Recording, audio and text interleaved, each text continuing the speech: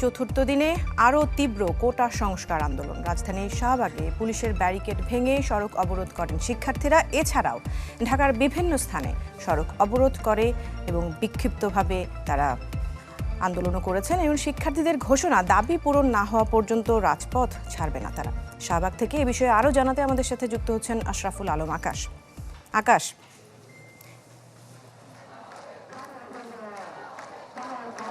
দৃষ্টি মূলত আজকে 4:30টার পর থেকে যারা কোটা বিরোধী আন্দোলন করে আসছেন সেই শিক্ষার্থীরা মূলত এই শাহবাগে অবস্থান নেন।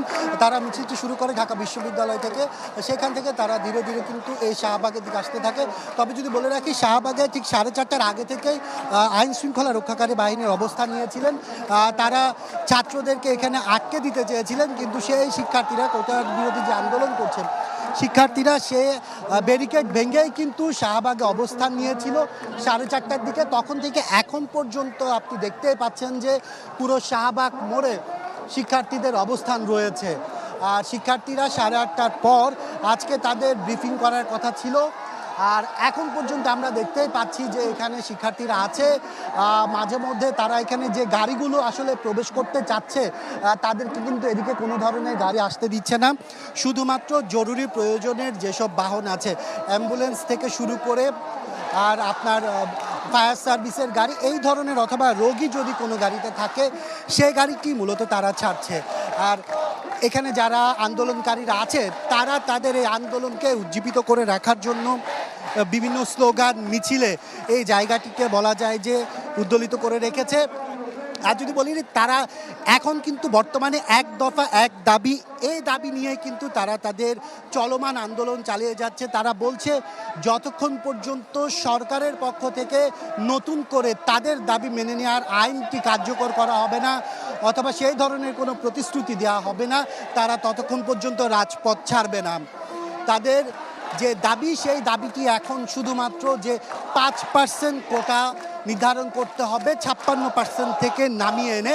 আর সেই 5%-এর মধ্যে আপনার যারা আছে যে সুবিধাভোগী থেকে শুরু করে নারী কোটা, মুক্তিযোদ্ধা কোটা সব মিলিয়ে কিন্তু তারা এখন শুধুমাত্র 5% কোটার জন্য আন্দোলন করে যাচ্ছে। আর সেই আন্দোলনের পরিপ্রেক্ষিতে আমরা দেখে আসছি যে বেশ কিছুদিন ধরে এই কোটা বিরোধী যে আন্দোলন চলছে সেটি দিনে দিনে কিন্তু আরও আকারটি বড় হচ্ছে। আজকেও কিন্তু ঢাকার মতো বাংলাদেশের বিভিন্ন স্থানে, বিভাগীয় শহরগুলোতে এই আন্দোলনটি জোরদার হয়েছে।